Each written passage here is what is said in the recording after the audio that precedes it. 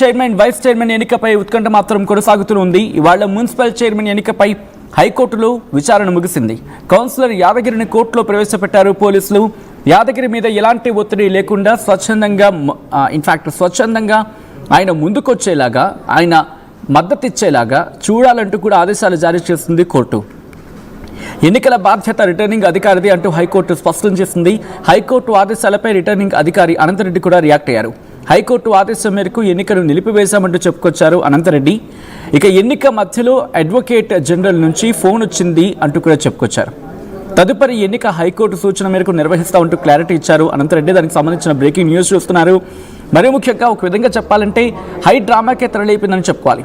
ఎందుకంటే ఆయన కిడ్నాప్ అయ్యారంటూ ఆ కుటుంబం ఆరోపించడం, ఆ తర్వాత ఇదే అంశం మీద ఇటు కోర్టును ఆశ్రయించడం, పోలీస్ స్టేషన్లో కంప్లైంట్ ఇవ్వడం, కోర్టును ఆశ్రయించడం, కోర్టు ఆ ఎన్నికను వాయిదా వేయాలంటూ తీర్పు ఇవ్వడం, ఆ తర్వాత జరిగిన పరిణామాల గురించి మాట్లాడుకుంటూ ఉన్నాం. ఇదే ఇబ్రహీంపట్నం చైర్మన్ వైస్ చైర్మన్ ఆ ఎన్నికపై ఉత్కంఠ మాత్రం కొనసాగుతూ ఉంది. ఇక్కడ డీటెయిల్గా మాట్లాడుకోవాలంటే పూర్తిగా ఒకవైపు ఉందని చెప్పుకోవచ్చు మద్దతుకు సంబంధించి మాట్లాడుకునే క్రమంలో. ఎందుకంటే ఇబ్రహీంపట్నం కాంగ్రెస్ ఏకంగా 8 స్థానాలను కైవసం చేసుకుంది.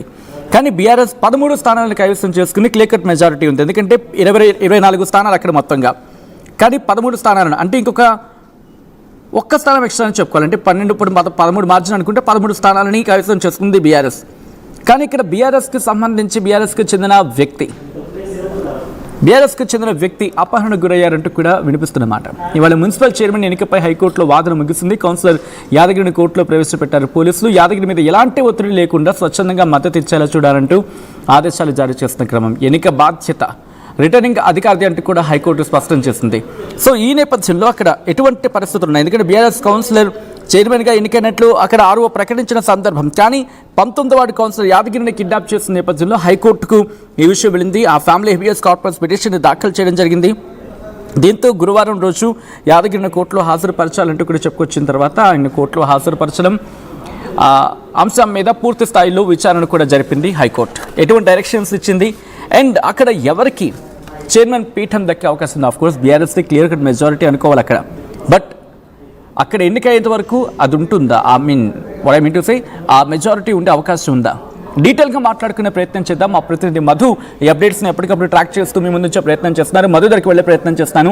మధు, ఇంట్రెస్టింగ్ డెవలప్మెంట్ కింద చెప్పుకోవాలి. ఇక్కడ హైకోర్టు ఆదేశాల నేపథ్యంలో ఎన్నిక నిర్వహిస్తామంటూ ఎన్నికల అధికారి చెప్తున్నప్పటికీ కూడా అక్కడ గ్రౌండ్ రియాలిటీ ఏంటి అంటే బీఆర్ఎస్కి మద్దతు కనిపిస్తున్నప్పటికీ కూడా బీఆర్ఎస్ అక్కడ చైర్మన్ పీఠాన్ని కైవసం చేసుకునే అవకాశం కనిపిస్తోందా? లేకపోతే అక్కడ ఏదో సాధ్యాల గురించి మాట్లాడుకుంటున్న సిచ్యువేషన్ ఉందా మధు? ఉద్రిక్త పరిస్థితుల మధ్య కాస్త టెన్షన్ వాతావరణం మధ్య గతంలో ఎన్నిక జరిగింది, అనౌన్స్మెంట్ చేశారు. తర్వాత అడ్వకేట్ జనరల్ నుంచి ఇమీడియట్ గా హైకోర్టు నుంచి కాల్ రావడంతో రద్దు చేస్తున్నట్టు ప్రకటన చేశారు. ఇదంతా పెద్ద వివాదమైంది. అంతకంటే ముందు రోజు జనరల్ గా 16వ తారీఖు రోజు మున్సిపల్ చైర్మన్ వైస్ చైర్మన్ ఎన్నికకి సంబంధించినటువంటి విషయంలో ఒక పెద్ద హైడ్రామా కొనసాగింది. కాంగ్రెస్ పార్టీకి సంబంధించినటువంటి సభ్యులు, బీఆర్ఎస్ పార్టీకి సంబంధించిన సభ్యులు, బీజేపీ పార్టీకి సంబంధించిన సభ్యులు ఇండిపెండెంట్ గా ఉన్నారు. ఎవరికి వారు క్యాంపులు ఏర్పాటు చేస్తున్నారు, క్యాంపులకు తరలించారు, క్యాంపు నుంచి నేరుగా తీసుకొచ్చే ప్రయత్నం చేశారు అక్కడ. కానీ ఇక్కడ యాదగిరికి సంబంధించినటువంటి కుటుంబ సభ్యులు పోలీస్ కంప్లైంట్ చేశారు. యాదగిరి కిడ్నాప్ అయ్యారు, కనిపించకుండా పోయారు అనేటువంటిది. ఆ విషయంలో పోలీసులు ఎంక్వైరీ చేశారు. తర్వాత పూర్తి కోరం లేకపోవడంతో ఎన్నికను వాయిదా వేశారు నెక్స్ట్ డేకి. తర్వాత నిన్న జరిగినటువంటి దాంట్లో కూడా మొదటి రోజు రాళ్ల దాడి చేశారు మున్సిపల్ కార్యాలయం పైన. నిన్న ఒకరిపైన ఒకరు చేతులతో దాడి చేస్తున్నటువంటి సిచ్యువేషన్. నిన్న లాస్ట్ చివరికి అనౌన్స్మెంట్ అయిన తర్వాత హైకోర్టు నుంచి ఆర్డర్ వచ్చింది అంటూ నిలిపివేశారు, రద్దు చేస్తున్నట్టుగా నిర్ణయం ప్రకటించారు. కానీ ఇక్కడే అసలు చూసి యాదగిరి కోర్టుకు హాజరయ్యారు.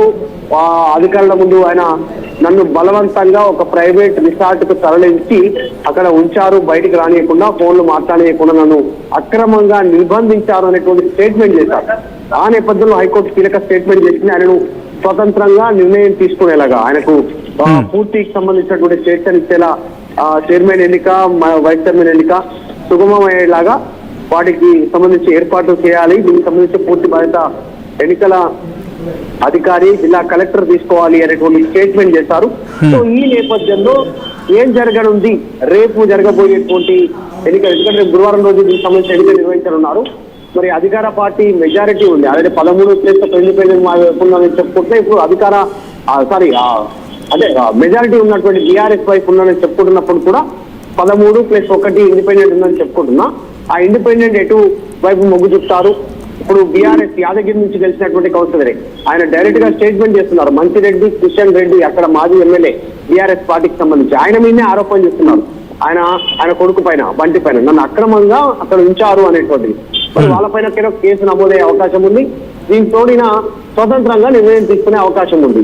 మరి కాంగ్రెస్ వైపు నిర్ణయం తీసుకుంటారా?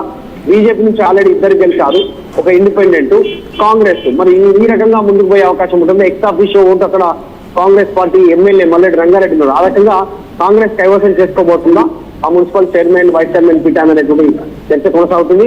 ఇప్పటికే గతంలో ఆమన్గల్ మండలంలో రంగారెడ్డి జిల్లాకు సంబంధించి కాంగ్రెస్ ఒక్క కౌన్సిలర్ గెలిచినప్పటికీ కూడా ఒక మున్సిపల్ పీఠాన్ని కైవసం చేసుకున్నటువంటి సిచ్యువేషన్ బీజేపీతో కలిపి. సో ఇక్కడ కూడా అదే జరగబోతుందా అనేటువంటి చర్చ అవుతుంది. చూడాలి. ప్రస్తుతానికి హైకోర్టు ఆర్డర్ ఆయన స్వతంత్రంగా నిర్ణయం తీసుకునేలాగా పూర్తి స్వేచ్ఛ ఇవ్వాలి, ఎవరు నిర్బంధం చేయకుండా అనేటువంటి స్టేట్మెంట్ చేయడం పైన తర్వాత చర్చ కొనసాగుతుంది. మరి రేపు రిటర్నింగ్ అధికారి కలెక్టర్ ఆధ్వర్యంలో అనంతరెడ్డికి సంబంధించినటువంటి ఆధ్వర్యంలో నిర్ణయం తీసుకున్నారు. ఎన్నిక చైర్మన్, వైస్ చైర్మన్ ఎన్నికకు మార్గం దాదాపు రేపు క్లియర్ అయ్యేటువంటి అవకాశం ఉంది. Alright, thanks for the update Madhu. మొత్తంగా అయితే మాత్రం ఇబ్రహీంపట్నానికి సంబంధించి చైర్మన్ అండ్ వైస్ చైర్మన్ ఎన్నిక మాత్రం ఇంకా ఉత్కంఠ మాత్రం కొనసాగుతుందని చెప్పుకోవాలి.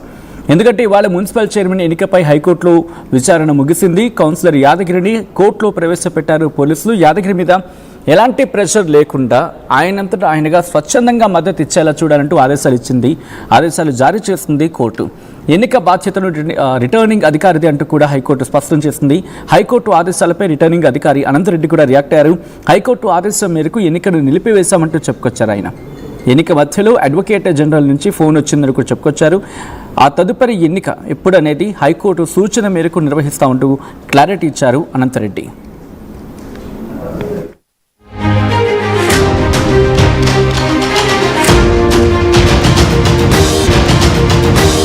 మాట్లాడుకుంటూ ఉన్నాం. ఇదే ఇబ్రహీంపట్నం చైర్మన్, వైస్ చైర్మన్ ఆ ఎన్నికపై ఉత్కంఠ మాత్రం కొనసాగుతూ ఉంది. ఇక్కడ డీటెయిల్గా మాట్లాడుకోవాలంటే పూర్తిగా ఒకవైపు ఉందని చెప్పుకోవచ్చు మద్దతుకు సంబంధించి మాట్లాడుకునే క్రమంలో. ఎందుకంటే ఇబ్రహీంపట్నం కాంగ్రెస్ ఏకంగా 8 స్థానాలను కైవసం చేసుకుంది.